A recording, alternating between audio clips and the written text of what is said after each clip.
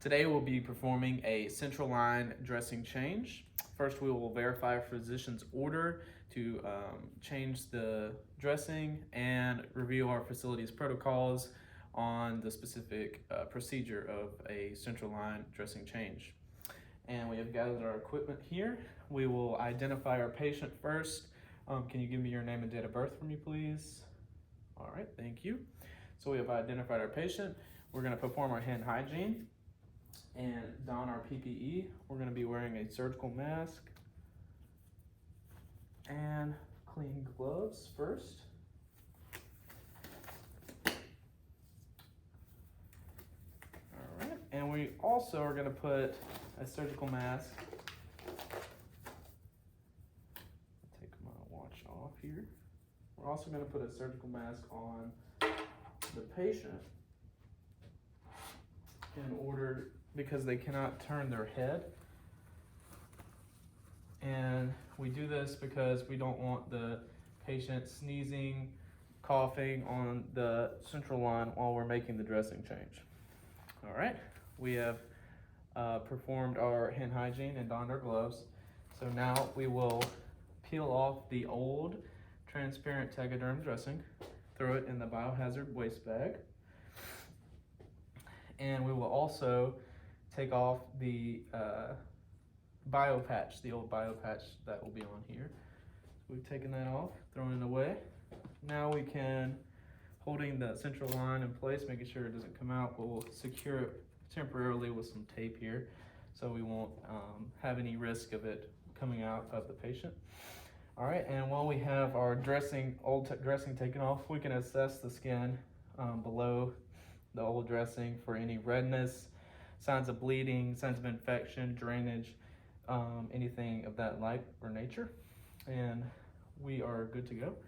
So we're going to take off our old gloves, perform hand hygiene once more, and open our sterile package. All right, so we take out our sterile gloves first, pinching it up, and we're going to put them on.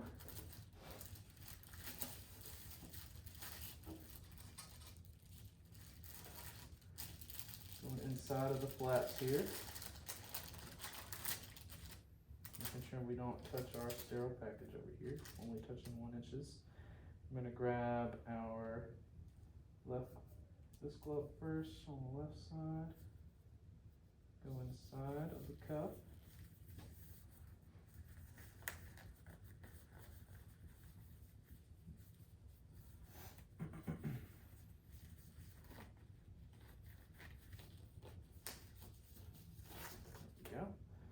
there we go, and go inside the cuff of our other one.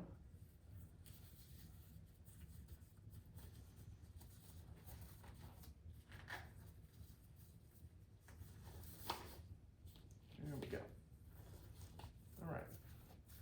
So we got our sterile gloves on. We can now create our sterile field, grabbing the drape, making sure that we are shiny side down.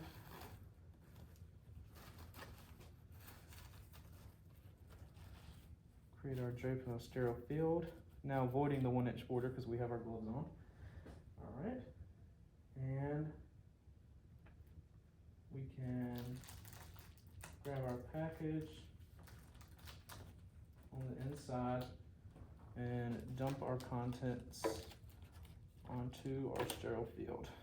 There we go. I'm gonna throw this away to the garbage. And we have our sterile field, and we can manipulate inside now. All right.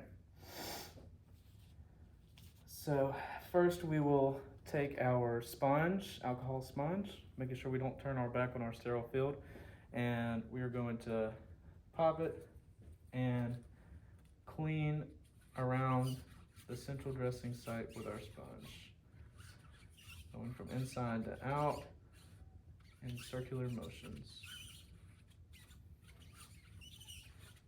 Noting again any drainage or signs of infection that may be appearing around the site. All right, we are done with this. We will throw this in our biohazard waste bag. All right, and we will grab, if we have one, we'll use this here.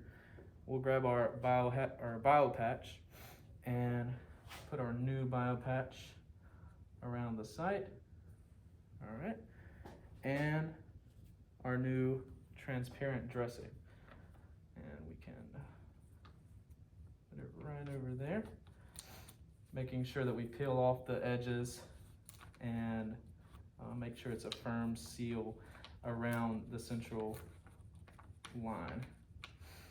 All right, and once we have it on there, we will initial and put our name, date on it. All right, we'll save that for the end though.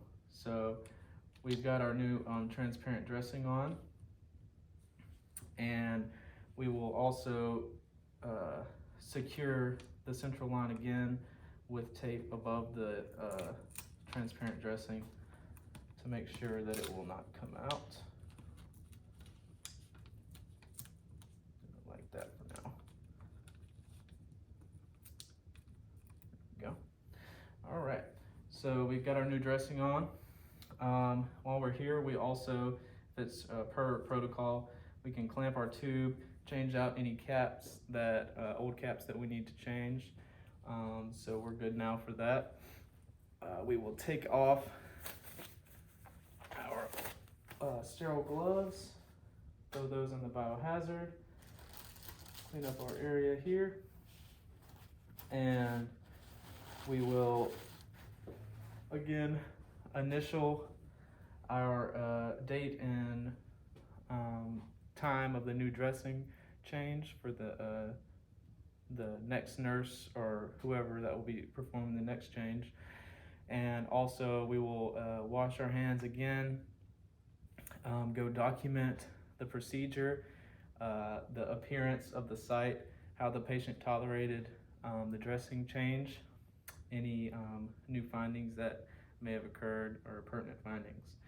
Now, some indications for initiation of central venous therapy would be if the patient needed hemodynamic monitoring. They needed it more accurately and precisely than just like blood pressure or a heart rate monitor. Or if they needed long-term IV therapy like antibiotics, fluid replacement therapy, things like that. Or if they also needed a long-term IV port for like chemotherapy or things such as that. All right.